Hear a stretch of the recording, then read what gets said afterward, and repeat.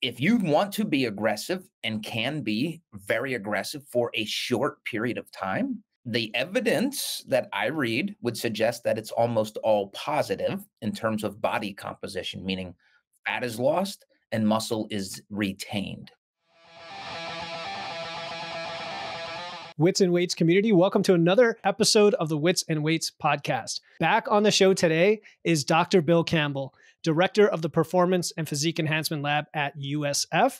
And he was on the show back in episode 92, where we discussed all of his findings on improving body composition through food selection, fat loss, training, diet breaks, you name it.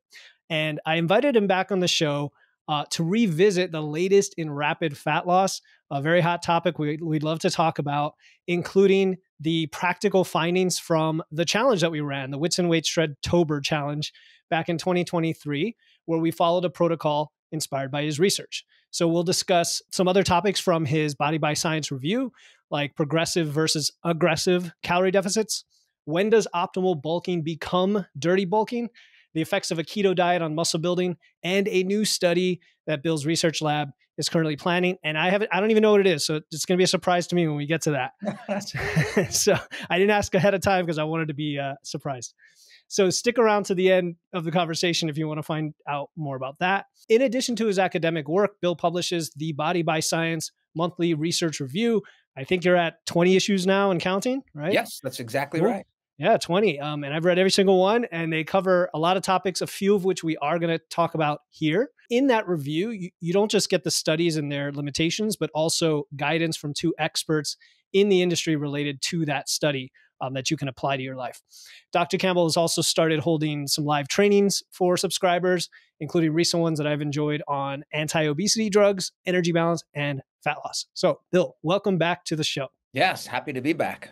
All right. So we want to start with rapid fat loss, everyone's favorite topic. And we can definitely get to your latest research and latest findings. But if you don't mind, we'll set the context with the personal experiment that I ran.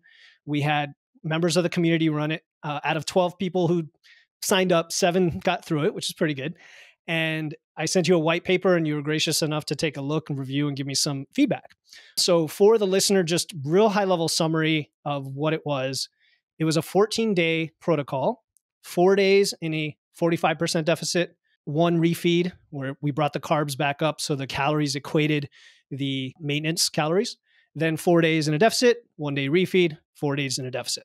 So pretty straightforward. Target macros were a gram per pound of body weight for protein, around 25% for fat from calories. It varied by person, and the remainder for carbs. Tracked a bunch of details. I personally lost about 3.6 pounds of fat and minimal muscle, as best as I could measure that. And then the average for volunteers was 3 pounds scale weight, 1.5 inch on the waist, and expenditure dropped by maybe 100 to 200 calories. A lot of people really liked the simplicity of the diet and how short it was, despite it being aggressive. So the conclusion that I had was it was effective to quickly shed fat while preserving muscle and kind of psychologically get through it. But I did identify some other limitations, like would higher protein have helped? Would more satiating foods help? Would more, properly using the refeeds and sleep and all this other stuff. Okay. So that's the context for the study, Bill. I'll stop talking and ask you, what are your overall thoughts? We can get into any surprises that you saw, maybe not, whether you thought it was successful, and then we can talk about some of the details of the protocol. Yeah, my first thought was I love that you actually took the idea and then implemented it, because we don't have much research on this. I think last time we talked, I did a rapid fat loss study. That was a 14-day study. And then I reviewed an extreme fat loss or rapid fat loss study in my research review. That was only like 4 days or 7 days, depending on how you want to look at it. So I'm very appreciative of people like you that know physiology, that you kind of you mapped it out as your own personal experiment. I remember you sending me the methods and everything. I'm like, this is great. And I was like, so loved the fact that this was it wasn't something that you're going to publish, but it was an experiment. So that's when you can feel a lot better about, okay, well, now we have actual data. And then I guess you were able to recruit some highly motivated people to undergo this. So first, just the fact that you could execute on it and get other people, I applaud you for that. And then my my impressions after looking at the white paper that you wrote was it was I guess I don't know about happy, but I was like, okay, this is good. This is what I would expect. And what I would expect was, since it was short, 12 days of a pretty aggressive diet out of 14, almost all of the weight loss appeared to be from body fat stores. So that's Mhm. exactly what we want. And I don't know how much we got into this last time, but I used to, my former opinion was avoid this type of dieting, Mhm. and now I have to kind of contextualize that, and I say you should avoid this aggressive dieting for extended periods of Yes. time. So that's the caveat, because there's too much research now, and even in application like you and your group, if you want to be aggressive and can be very aggressive for a short period of time, the evidence that I read would suggest that it's almost all positive in terms of body composition, meaning Mhm. fat is lost and muscle is retained. So those are my general thoughts. Yeah, no, it's one of the biggest surprises from individuals running it was they were worried that it would be just disastrous, like, from a mental standpoint, or you wouldn't be able to quote unquote stick with it. But because of the high protein, they were fairly full early on. It wasn't a big deal. The refeeds created these nice little moments of relief, and then it was short. So that's the key. Now, when people reach out and they say, how much weight can I lose on that? I say, you're going to lose exactly the amount of weight that the deficit suggests you're going to lose. Like, that's my answer. Do you agree with that? Like, there's no magic to this, or is there any tweak you would make, like even higher protein, 1.5 grams per pound or something, to induce any better outcome of this diet? No, my only consideration would be, and I don't know how the group of people that you got to follow it, if are they typically eating pretty high protein? I know if a general, what I call general population person, they may struggle getting that much protein. Hmm. So I would have a little concern that it might be too much. Now, I'm always the more the better when dieting. That is my philosophy. And it's particularly with this, when you're reducing calories by nearly 50%, we want almost all those calories to come from protein. Hmm. But bodybuilders wouldn't struggle with that. They're used to that. But I've found that people that are more new, that don't appreciate what protein does in terms of its benefits for fat loss, for muscle gain, and like you said, it helps control hunger. It's just it's a big ask to ask somebody to get that much protein. But in this case, well, let me ask you, did any of your participants have any problems? And where would you rank them in terms of they're pretty experienced dieters? They've been resistance training for a while. How would you describe them? Yeah, I naturally biased the study to join the study, as you have to already be lifting and tracking your food. So Yep. it filtered that out. I did have a few closer to newbies who were just very very committed and made it happen. And then when I took the results, some people did drop out. So we were left with the 7 who stuck through it, and I separated it into a high adherence, like a full adherence, and not full adherence. And the full adherence group was 98.7% on their protein. The all group was still 96%. So that's Oh, close, yeah, close enough. You know what I mean? very close. Yeah. Yeah, yeah, yeah. Close enough. So that's what I found. But I agree. Like, the big caveat whenever I bring this up is, this is not a crash diet. This isn't just somebody who's like, oh, I got to lose weight. I've never done any of this stuff before. Give me your protocol and let me run it. Like that to me, that's a dangerous approach. It's an advanced approach. Sounds like you agree, right, with that? Yes, Maybe. yeah. And the thing Yeah. is, when you have, I don't want to call them normal people, but when you have people who aren't fit, and when they try this, they don't know, and they don't care about protein. They don't care about doing Mhm. any type of exercise. So they're really setting themselves up for ultimately having more body fat on their body, because you have to maintain your muscle. That's the key. So in the wrong hands, this strategy is foolish and Right. more Right. harmful than good.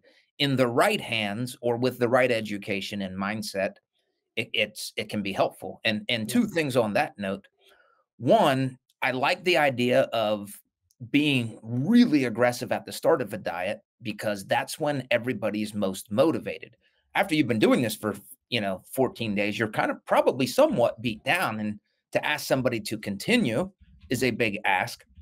So I like to use the language of, let's leverage your high motivation to diet more aggressively in the first week or two, and we can get a bigger body composition success in terms of losing body fat. The other thing is since I've been into this research literature, there's multiple studies that show that it actually is a better outcome. And most of this literature is in people with obesity. But if they have early fat loss success, and let's just define that as the more aggressive they are early, the greater the long-term weight loss is. And that's what we're trying to do, Mm. trying to get long-term weight loss. And along with that, this is where the health benefits come in. If somebody is overweight and starting this and tries this very aggressive approach, well, then we have all kinds of health markers like triglyceride or lipid panels, metabolic health, fasting insulin, like all those other benefits, according to the evidence, are also happening along with fat loss. Yeah, for sure. I love that approach. And I would add to that, someone who has excessive weight to lose will probably experience some body recomp potentially, even when they're dieting, because they have the brand new muscle stimulus from training that they're just starting. That's one benefit. The other thing with the aggressive start is your metabolism is at its highest because it hasn't gone through the adaptations it's about to experience through your dieting phase. So why would you take like the inverse approach and go take it easy and then later on try to go more aggressive when the calories are even lower? I Yep. just started my own fat loss phase this week, and I'm in that first week you always have where it's just this major change, and the lack of energy is showing, but I have a lot of calories to work with, so I'm taking advantage of a huge deficit early. I think it's a good approach. Yep. What about, okay, training? We didn't get into the nuances of it last time. Based on the studies so far or your current work, is there like an optimal type of program you would put someone through during a rapid fat loss phase? Or is it more the principles of, hey, as long as the progressive overload and the tension's there, the stimulus, you're fine? Like, tell me your thoughts on that. Yeah, so I've been thinking about this a lot, and Okay. later on I can tell you about some research that we're planning. And as I look at this, let's just call it the concept of rapid fat loss or aggressive fat loss. I'm trying to think through different dieting lengths and what each length would need to have in it. So on one hand, let's just say the shortest amount of time would be 7 days. So I have in my head, nothing on paper yet, but a 7-day plan, then a 14-day plan, which is what you did. And then I would say there's also a 28-day plan. So the longer and longer and let me also say, if the philosophy that one has to embrace if you're going to do this is you are prioritizing fat loss. This is not, let's not pretend you're going to gain muscle. You're Mhm, not. mhm. Let's also appreciate that by doing this, you could lose some lean tissue. Hopefully not. We're going to try to do everything we can to maintain it, but we are saying, what if we put effort into fat loss, then we may lose some lean tissue. And I also want to say, when we lose muscle when dieting, it's not gone forever. We get that back pretty quick when the caloric deficit is over. So that's also, some people think, oh, I'm damaged for life. No, not really. It Just comes it's a back short quickly. term Yeah. Yeah. setback. So as we look at this 7, 14, and 28 day, the longer the intervention goes, the more and more emphasis I'm going to put on a resistance training stimulus, because that's the longer a caloric deficit lasts and the greater the likelihood of losing lean tissue. So now let me go to the 7-day, what I'll call the extreme approach.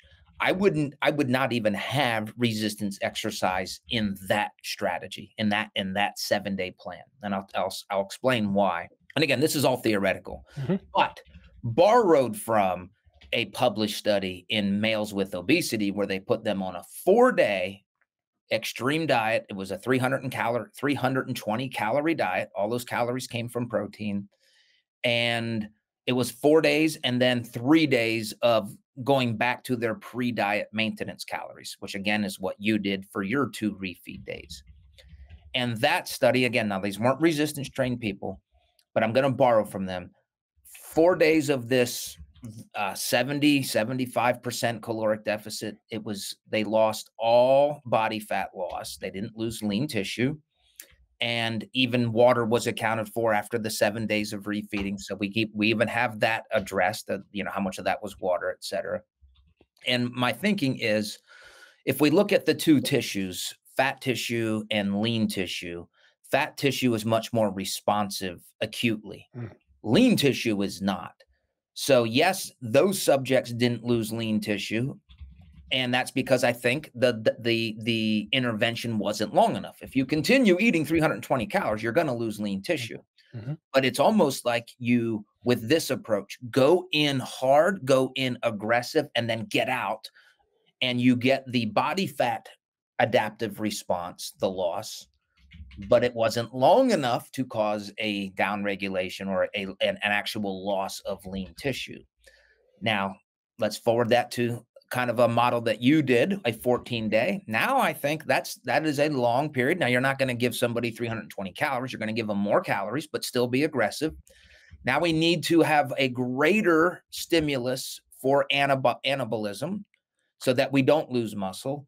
So that may look like, 3 days per week, 4 days per week, whatever that is. Again, this is all theoretical, but now at least we're going to have that as part of the plan. And then also with the 28-day plan, we're also going to make sure that there's a resistance training stimulus.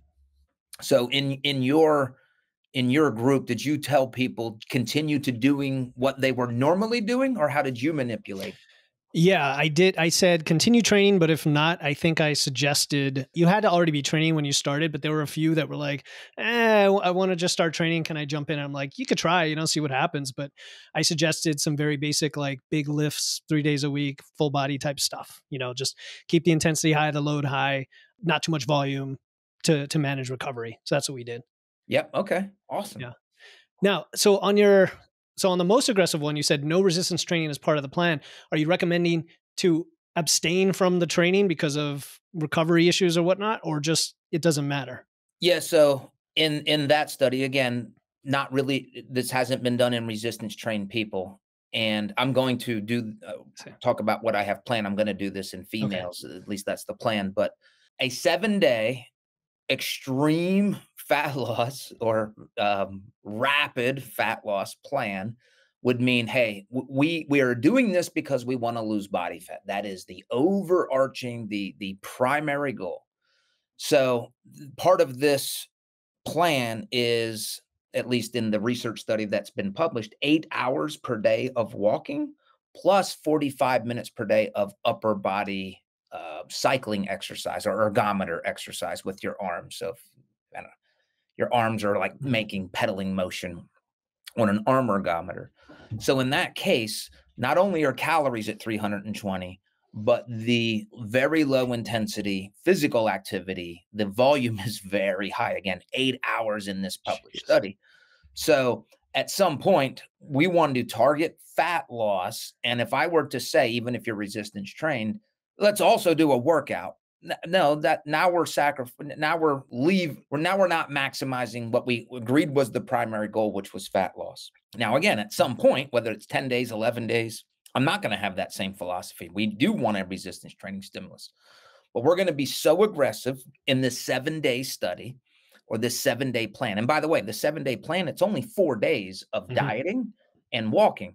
The last 3 days are rest and bringing calories back up. So we Mhm. recover from that. Because again, if we did that for 7 days, I think, well, we're probably going to lose muscle mass. And then they're going to have extreme hunger afterwards, and they're going to gain body fat back. So it's very targeted, precise on the number of days, and the lower body, the walking as the exercise, is very high volume. And I think throwing in resistance exercise is not going to accomplish anything positive for the overriding goal. Interesting. Okay. Yeah, that sounds very aggressive and a lot of work, but it's short. It's extremely short. I Yeah. did some quick math on my end. Like I'm probably at a higher metabolism than an untrained person, but even if I were to dock it down a little, it would result in like 700 calories for me, 600 or 700 calories, and I'd probably lose 2.5 pounds or almost 3 pounds in those 4 days. Just to put the numbers in perspective, I don't know if that's similar to what you're seeing. Is like pound wise, it's probably like 2 to 4 pounds, right? Is what we're saying, or could it be more? Well, I guess you're heavier. yeah, in the study that I'm relying on, in these males with obesity, they lost 5% of their body weight. So if they were 200 pounds, well, that's 10 pounds Okay. over this 7 days. And I'm reading this and I'm thinking, I'm always thinking ahead, yeah, but they didn't keep that weight off. They did. They measured, they went, again, after 4 days, they went 3 days later. So 7 days later, they still maintained their weight. Then they went a month out. They gained a little bit of that weight back, but it was still, they still had maintained almost all of that weight loss. And then they even did it a year out. They said, hey, where are these people at a year out? And they still had significant weight loss from where they started. So that's where the health benefits of this approach, again, in the right hands with the right perspective, can be an overall health benefit by losing this excess fat. Because that's another thing we have to appreciate. Excess adiposity is not healthy. It's not So healthy. we're trying to address that first and foremost. And in that study, again, lipid panel increased, fasting glucose, I mean, all of the multiple markers were significantly improved and they were maintained. Now, again, I'm thinking before I read that study, if you told me, yeah, this is what people did, and then they followed up a month later, I'm like, they gained all that weight back. Sure. They didn't. And it was, and again, it was very targeted and precise. So that's what's guiding me. And I'm going to, again, I'm designing a similar study around this principle. All right, we're going to keep teasing people on that. we'll talk I'm happy to talk about it. Yeah. We're very close to submitting the IRB for that study. So yeah, we're working on 3 studies right now, so we can talk about all of them. Okay. Well, the one that you specifically teased me about that you wanted to talk about, is that one, or is it a different study? No, it's the rapid fat loss. Okay. Yep. Okay. We could just segue into it and then get to the other topics so we don't jump around. Yeah. All right. So what we're doing is, so I kind of have 2 interests. So my first interest comes from my wife. She had a very difficult time through menopause. And my wife is somebody who's been fit her whole life, exercises, tracks her macros, eats high protein, and she basically hit a wall. And being married to a fat loss researcher, I would often do, experiments on my wife, test her on this, have her do this type of diet, monitor this. And for the first time in her adult life, since we've been married, she was non-responsive to a caloric deficit. And I was like, wow, this is challenging me, because this shouldn't happen. So I just mentioned that because I want to start investigating and reading a lot of the research in this aging female population. It sounds horrible. My wife would say I'm not aging, but whatever. I'm gonna call it the aging female population in their 40s and 50s. So having that interest, and then also the interest of just this rapid fat loss, we're going to do what's called a case series study, which means we get a handful of women, 6, 8, 10. I think we're looking at 8. And we're going to put them on a very aggressive rapid fat loss for 7 days. What I'm going to do is have 2 women that are premenopausal. We're going to have them eat, let's just say, a couple hundred calories.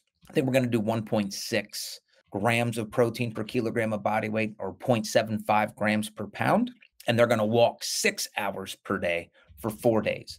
So very low calories, as much or almost all calories coming from protein, a 6-hour walking event. And we're going to do blood work, body composition, body water, metabolic rates. We're going to do all of the tests. And 2 women are premenopausal. 2 women are in menopause, meaning that, they're currently in the rough spot for some females that experience this. And then 4 females that are clearly postmenopausal. 2 of those 4 are on HRT of some type, and 2 are not on any type of HRT. So it just gives us an idea. Again, it's not a full-blown study. You got to be careful about conclusions you're going to make, but it's going to be the start of an area or a category of my future research interests. And I'm excited about this. And I also want to make sure I give credit to my research coordinator for this is Landon Shanahan. She's one of my master students, and she's going to lead this project for me. That's awesome. Yeah, I bet there's a lot of women listening who their interest got piqued, because it's a very hot area today, right? Perimenopause and postmenopause for women, because of, like you said, things that we guys can't directly identify or empathize with necessarily, with the hormonal milieu, right? Changing so much at that time. And 40s and 50s is kind of that time frame. So I love how you're segmenting into all these different pieces.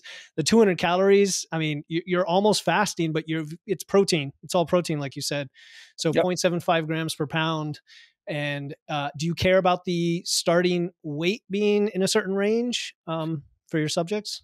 Yeah. So what we have so far is my team and I are discussing this. They have to be resistance trained. So people that currently exercise, we will put an exclusion criteria if they're too lean, because there's no body fat to lose in that case. So probably the only exclusion criteria would be if they're like stage lean to start. Right. And I'm just going to predict those will be a lot of the females that would want to do the study. Want to go from 10 to 9 or something like that. Yeah, exactly. Oh man. And then the 6 hours of walking, what does that look like? Is this controlled on a treadmill? No, it could be depending on the weather. So we're starting with the idea that we're going to do this on campus. So any female would have to live in the Tampa area. And ideally, I mean, it could be outdoors, or it could be on an indoor track, or it could even be on a treadmill. And what we want is, I hate overcomplicating things. I like things to be practical. So the instructions are, you walk at a comfortable pace. So we don't want them hurrying. We don't want them barely moving. Just, hey, how would you normally walk? And we're going to also do heart rate monitor, pedometer. So we're going to get data on this. But I would like, if this seems like it would be helpful to recommend to certain people, I just want them to say, okay, I got to walk for 6 hours. Now, does it have to be consecutive? I don't, no, it's just over the 24 hours, a 6 hour cumulative intentional walk. So we're not counting like, I need to go to the grocery store. No, purposeful walking. And I imagine if I were going to do, which I am going to do this, I'm going to pilot this. I would imagine like I would probably do it in 2-hour segments. So 2 hours in the morning, another 2 hours right before lunch, and then 2 hours in the late afternoon. If I had to guess. And remember, the male study, they did 8 hours of this, plus 45 minutes of arm ergometry exercise. So I'd have to have a lot of podcasts and Netflix and everything ready to go, my standing desk and all that. Yeah. My name is Tony. I'm a strength lifter in my 40s. And I'd just like to say thank you to Phil and his Wits and Weights community for helping me learn more about nutrition and how to implement better ideas into my strength training. Phil has a very, very good understanding of macros and chemical compounds and hormones and all that. And he's continuously learning. And that's what I like about Phil. He's got a great sense of humor. We'll go back and forth. He's very relaxed, very easy to talk to. One of the greatest things about Phil, in my view, is that he practices what he preaches. He also works out with barbells. He trains heavy, not as heavy as me, but he trains heavy. He lifts. So he knows programs. He knows different variations. So if you talk with him about getting in better shape or eating better, he's probably going to give you some good advice, and I would strongly recommend you talk with him, and he'll help you out. Thanks. So, okay, a couple other questions come to mind then. One is, do you do a pre-diet phase to measure their metabolic rate accurately? So we're going to have them track their calories for, I think, up to 2 weeks prior, also track their body weight so we can estimate what their maintenance calories are. And then we also will measure their metabolic rate. So we'll have all that data. Cool. Now, the reality is that's good data to have, but because we're saying we just want you to get 1.6 grams per kg of protein and as little other additional fat and carbs. So sometimes something comes along with protein.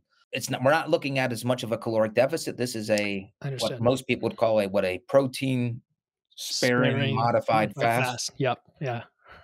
So that's essentially what it is. And again, we haven't submitted this yet. So I'm glad you're asking questions, because I didn't even think of the cumulative, or does it have to be all at one time, or can they split it up? Like that's something I just had in my mind. But when you're doing research, we need to put that stuff out there. Yeah. Cause my head is, It's kind of like when you first learn to train and you learn plate math and it's just in your head all the time, I have like expenditure math in my head all the time because I think I know you and a lot of the research talks in terms of like percent deficits and stuff like that. And I think in terms of like percent rate per week. So it's more relative to your expenditure and your body weight. Wow. Okay. Yeah. And so when I hear like the term, like when you said non-responsive to a calorie deficit, right? I challenge that language a little bit. And, I did that by email to you with one of your live trainings, because to me, if you actually are in the calorie deficit, it will work. It's just that what you're saying is the attempt to be in a deficit results Yes. in you not being in a deficit. Yes. Or it becomes so untenable for Yes. let's just say for a female. Yeah. Let's go to 600 calories. Good. There you go. Yeah. There's your Yeah. life. Exactly. It's not really what, Right. nobody wants to. Nobody wants to do that. Yeah, nobody wants to well, I don't want to recommend that. But yes, I mean, in theory, in maybe not even in theory, maybe in reality, hey, that's what if you want to lose Yeah. fat, you're struggling, that's what you need to do. Or is there other things in play? And again, I'm Right. I'm Right. I'm admitting I have a lot to learn in that population. But man, I'm telling you, as soon as my semester's over, May 7th, I'm in. I'm already getting the stack of articles that I'm going to pour through this summer. That's going to be awesome. Yeah, no, and coaches like us who work with those women, feel free to reach out because, man, I see the strangest things. I call it strange. It's just that there's some other variable at play, and it could be thyroid function and hormone imbalances. It could be the change in their behavior with life stress and everything else. There's a million things that come into play, and it sounds like what you're doing with this study is you're like, let's just shoot way down under that threshold with the 200 calories. Just really drop it and see if that responsiveness occurs. And if it differs based on your menopausal status, which sounds like what you're trying to get at here, that's pretty cool. Yeah, and then maybe we recruit women, the two women in menopause that are perimenopausal, like, hey, we want to recruit women who are not responsive. So like you're saying, like you're telling me you can't. Yeah. What if we have to be this extreme? Okay, yeah, well, I lost fat, but you lost a lot less fat than the two women that are, early 40s that are premenopausal, or maybe they lose just as much fat, and then that's a narrative that a lot of people don't want to hear. Like, hey, when it's very well controlled, Yeah. fat was lost. So that's a potential here. But I'm just excited to learn, and then to obviously publish this and share it. Yeah. No, I am as well. Is there anything else you want to say about that? Because I think you gave us a lot of the details. Yeah, I think that's the Yeah. extent of where we're at. And again, hopefully submitting that soon so we can start collecting data in April. Nice. Okay. Yeah, we'll look out for that for sure. And I'm sure eventually you'll be in your Body by Science in some way. Get that Yeah, in I'm there. sure. Yeah. Okay. So we have some other kind of related topics here. The next one is from your issue 12, study 1, and it was on the progressive versus aggressive / consistent calorie deficit. The title for folks listening is Efficacy of Progressive versus Severe Energy Restriction on Body Composition and Strength in Concurrent Trained Women, Vargas Molina et al. From last year, 2023. And just to summarize, the study compared two strategies for restricting calories, right, over 8 weeks. And to clarify, because it gets confusing, constant aggressive, my understanding is the intake was 25 calories per kilogram of fat-free mass. So that's where it gets confusing, people listening, because we don't usually think in terms of relative to fat-free mass, right? Yep. So 25 calories. The progressive moderate started higher at 40 calories per kilogram fat-free mass and then progressively dropped to 25. Both groups consumed a similar number of calories, but I know there's a caveat because the progressive group didn't reduce their calories as much by the end of the study. And then they both lost similar amounts of body fat and lean mass and no differences in strength. What I find interesting before I even ask the question is it seems the opposite of what you were talking about earlier of starting more aggressive, right? Yeah. Starting less aggressive and then getting more aggressive. So tell us about that study. And then maybe even like, is there a scenario that fits this? What are your thoughts on that? Yes. And I think there is a scenario that fits this. And it is exactly the opposite of where I believe is the ideal. Again, somebody says, I want to lose body fat. Then I'm going to say, okay, again, this pretending I'm putting my coach hat on here for a moment. You want to lose body weight. So you're motivated. How motivated are you? Let me suggest that we be more aggressive, or as aggressive as you're willing to be this first week or two, because your body's going to be most responsive, and let's take advantage of your motivation. This study did the opposite, so to speak. It said, let's start very, let's just dip our toe into the water, have a very limited caloric deficit, and then make it greater and greater and greater as time goes on. And what I've come to learn is, even though I'm gravitating towards this, let's punch you in the mouth, figuratively speaking, let's get into a deficit and and then come out of it. While that's appealing to me, some people want no part of that. They would much rather let me start slowly. Okay, this is not ruining my life. Let's go a little bit more. So the one thing I love about this study was it provides an option and some evidence that it's just as effective as let's just go on a diet and stay there, or you can ease into it. And again, borrowing from other research where I like being more aggressive early. So it's all about the coach-client relationship and getting to know your client and what they prefer.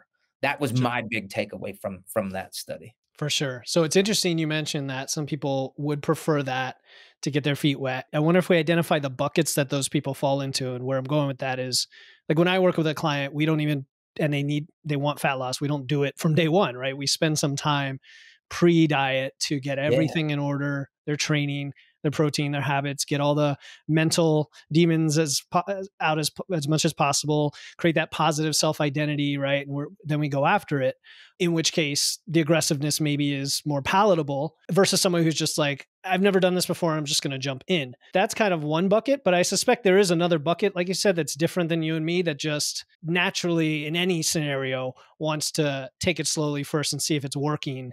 Do you agree? Or like, is there anything else I'm missing? No, and I'll speak with confidence. I know there's people that want to do the slower initial, because I communicate with them. Like I have a lot of conversations with people. It's kind of how I keep myself informed for research. There are people, most of these happen to be women, that I communicate with, like, yeah, I want to start slow and then get, kind of into this mindset. And if you were going to tell me tomorrow I have to cut my calories in half, like it would just give me a ton of anxiety. But if it's only 10%, now, again, I don't think that's, personally, I would never want to do that. But I'm not a psychologist, but I know enough. What you're motivated to do, you're going to do best. So that's why I have to ask you these questions. Yep. And then we're going to come up with a plan that you will most adhere to for you to get the most success. So yeah, that study it is not how I would design a weight loss program. Right. And I totally understand what you mean, because I'll usually map it out on a graph visually for someone and say, look, here are the 3 kind of glide paths that you get based on the aggressiveness. So you could make the trade-off. If you're psychologically, you want to take it slow, just know it's going to take longer, right? Just by definition, it's going to take longer. Maybe, like you said, in this study, you actually ramp up the aggressiveness, and that's kind of a way to shorten the duration. What about the phenomenon in here where the progressive group didn't quite get to the level that was intended with the calories? Is that a big deal? Because it didn't seem like a big difference, but do you know what I mean? Yeah. And this is where I'm speaking outside my expertise. I'm thinking you're already dieting, and a lot of people struggle with just reduced calories. And then you look ahead, I got to reduce some more next week and more next week. It's like, where's the light? There is no light with that, or it's not way into the future. So that could have been, hey, this approach just does, it has a limitation, and that's one of them, which, by the way, let me just turn this around. When you start aggressive, and I mean real aggressive, kind of like what we've been talking about so far, and then like the next week, you're going to increase the calories. So you're doing the opposite of what this study did. You're like, oh, I get all these extra calories, but it's still depending on the outlay of the diet, it could be a pretty large caloric deficit. But your perception is, compared to what I just did last week, and whatever that psychology is, I love that. Like, I'm looking forward to these greater calories. Yeah. Same thing with refeeds and diet breaks. I mean, if a client says, look, I'm going on vacation, I'm going on a cruise, should I? And I'm like, let's stop right there. Chances are plan A is just, you don't even need to track. You could if you want, it's fine, but just go back to maintenance. All you're going to do is suspend it for a week, and you're going to have a blast on your cruise. Like, that's the goal of life. Enjoy your life. Hey, since you mentioned cruises, just when I was younger, many years ago, I used to be a personal trainer, and I did this full time. And and I used to work in country clubs where a lot of people would go on cruises. And I'll never forget a lot of these, more than a few times, these people that I knew, they would do a lot of the aggressive chronic dieting to get in shape for their Okay. cruise. Oh, when they came back, I'm more than one time, it was a significant amount of weight gain.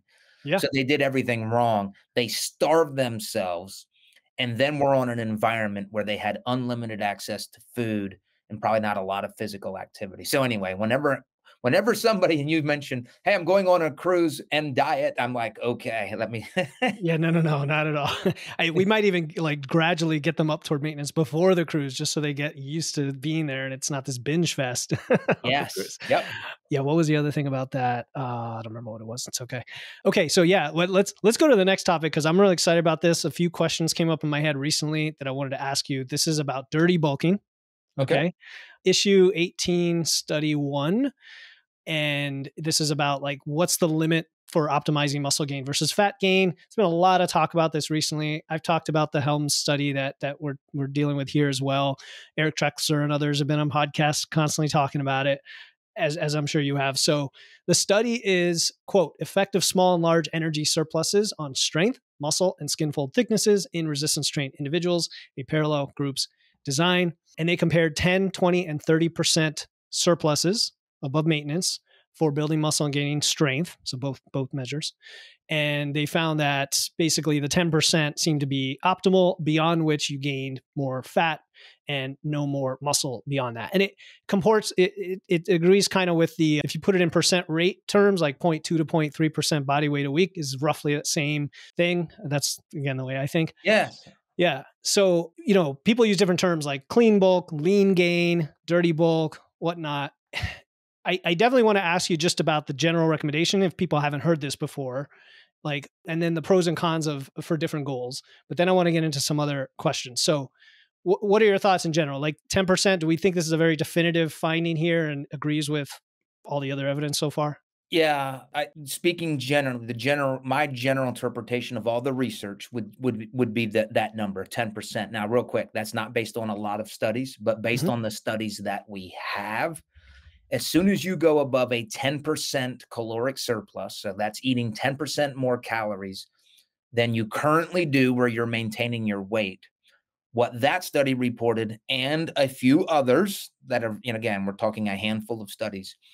What happens is after 10%, you're maximizing your body's ability to increase lean mass, and above 10%, that's capped. You're not building on more muscle, but any additional weight gain is now body fat. So anything above 10% is no more benefit to lean mass with muscle hypertrophy and piling on, which I can use those terms because that's what the other research would say, piling on excess body fat. And that 10% seems to be the range. And let me also say this, that study, a lot of people misinterpret that because even the abstract said we put people on a 5%, a 10%, and a 15% surplus. That's not what they did. That's what they prescribed. But what the subjects did approximately was what you said. It was approximately 10%, 20%, and 30%. It was like 7%, 18, and 28%. I'm just going to say 10, 20, 30 to make it easy. But a lot of people are like, they look at what they was prescribed and they're like, whoa, 15%. No, it wasn't. It was 30. It was almost 30%. Yeah. So when you read that study, if anybody's going to read it, don't look at what the researchers prescribed. Look at what the subjects actually ate, what their actual caloric intake was reported as.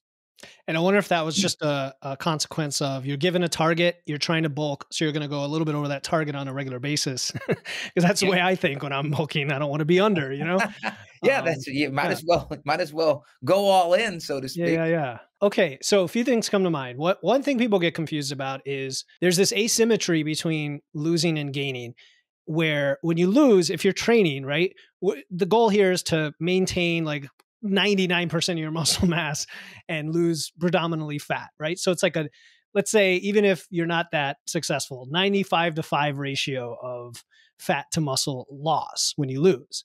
But when you gain, there's this limit of, you're like in the 50-50 range or the 1 to 3, 2 to 3 range or whatever, depending on your training age. And so you can't just like, from what I've seen, I don't know if you agree or not, the 3,500 calorie rule applies to fat loss very easily, but it doesn't apply mathematically to muscle gain. It seems you have to go lower than that, like more conservative to gain.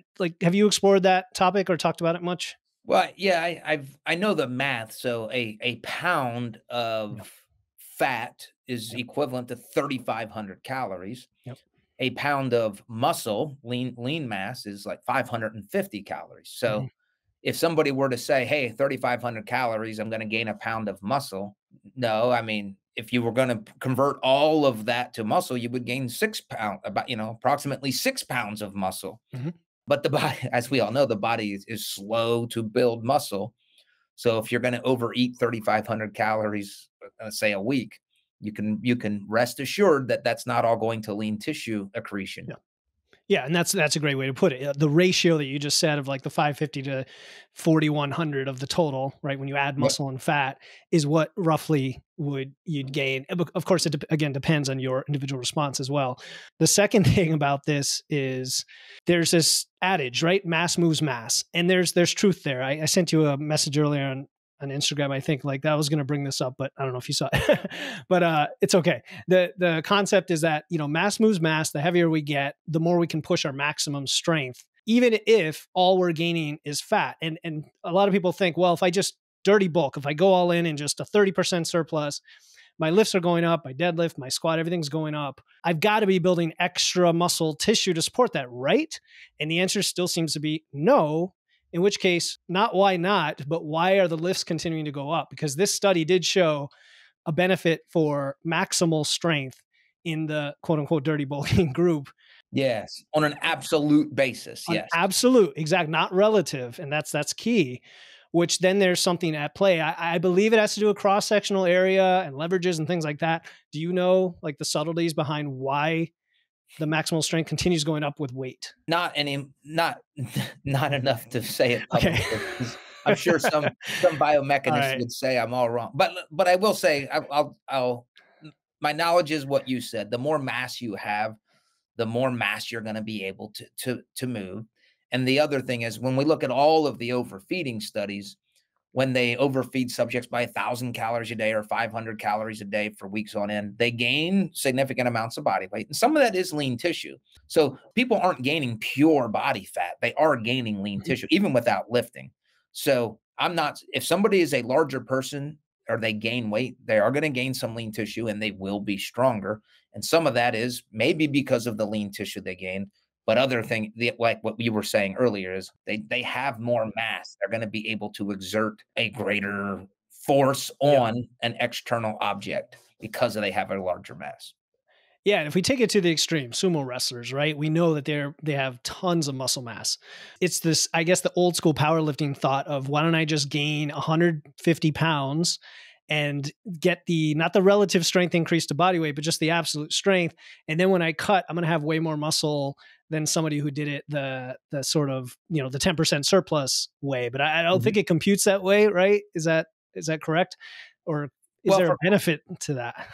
yeah, so not, I don't know the rules of Yeah. powerlifting, but I believe it's always a relative strength, like they convert it to a Wilks score. Mhm. But I'd have to Okay. text my buddy Lane Norton, and he could Yeah, tell us in yeah, 3 yeah. hours. Get him on the show. Okay, then what? Okay, a couple more questions. Then let's go the other direction. Lean gaining. Everybody loves the idea of lean gaining, main gaining, gaintaining. Right, all the buzzwords of okay. Instead of the 10% surplus, I'm going to go with the 5%, or I'm going to go with 2%. Just above that maintenance. Which my take on that is always okay. If you want to spend years and years building muscle, you could do that. Is there a disadvantage from a relative standpoint in doing that, or is it just a time, like you're just dilating the amount of time? Do you know what I'm saying? Yeah, I agree Yeah, with you. yeah, 2%, I mean, that's not even outside the rounding errors of the rice that I'm measuring. So 2% is probably not enough to move any tangible needle. 5% probably yes. That would actually, I would feel like, okay, you actually are increasing your calories. But anything less than a 5% increment, I would say you're unless you're weighing your lettuce and your rice kernels. I wouldn't bother with 2%. So I don't think nothing, very few people are going to be that precise. Yeah. Yeah, good point. From a practical standpoint, you would only know in hindsight if you just over months like seen the average weight trend go in that direction, but then it's too late. You've already gone past the point we made those decisions. And then what about women versus men? This study was this on men, Yes, trained men? yeah. Yeah. All of the studies that I'm aware of. And in fact, I don't know if women would sign up for a bulk. Yeah, I was going to say they don't want to gain weight for a study. Yeah, Is maybe that- there. I'm sure there's some, but you would not in one geographical location. I think you'd have a hard time recruiting, and Right. and sadly, there's no trouble recruiting females for fat loss studies. Then it's good for those that need to lose body fat, but I think we're both aware a lot of women think they should, and it's like, Yeah. no, you're lean. Like Yeah. it's unfortunate that you have whatever pressure that makes you have to lose. For sure. Feel like you want to lose more. All right. In the interest of time, I wanted to touch one more topic, and that was the anti-anabolic effects of the keto diet study, the issue 18 study 2, effects of a ketogenic diet on body composition and strength in trained women. Speaking of, there's a fat loss study, There we go. Vargas Molina, 2020, where they compared a keto diet versus a high carb diet in resistance trained women. The keto diet group lost more body fat, but gained less muscle mass. The caveat there is they also ate on average 270 calories less, but then you note that that could just be a result of the higher satiety of the diet. And then the higher carb group gained muscle mass and strength. So I have a whole bunch of notes here, but let's just jump in for time, and talk to me about your thoughts. Like, is keto recommended for anyone outside of medical conditions, to be honest, for if you care about building muscle? So it is not the ideal diet if your primary goal is to build muscle. That study was a microcosm of other studies in males. Now, this study was in females, but we have the same data in males. We have cellular data where a ketogenic diet suppresses anabolic signaling in skeletal muscle. So if the goal is to build as much muscle as possible, it is not the best diet choice. On the flip side, if your primary goal is to lose body fat, the ketogenic diet has a lot of utility and value for the people who can follow it for expressly the reason that you suggested earlier. There is no other diet that suppresses appetite like a ketogenic diet. It's the best diet for making you have less hunger. So if it's a fat loss, I would put this on the table for clients like, hey, what do you think about this? You want to lose body fat? Here's an approach that would that maybe help you with this. Again, if somebody wants to gain muscle, it's not the best choice. But then, even then, I would say, okay, you're not going to gain as much. You're not going to optimize muscle. But do you like the ketogenic diet? Yes. Sure. Yeah, I like it. Sure. Okay. Do you have any goals to step on Mr. or Miss Olympia stage? No. Okay. Then maybe this is still a diet for you to gain muscle, but you're just not going to gain as much as you could with this diet, because again, there's a little blunting of anabolic signaling. And we also have a study in males where it suppressed testosterone as well.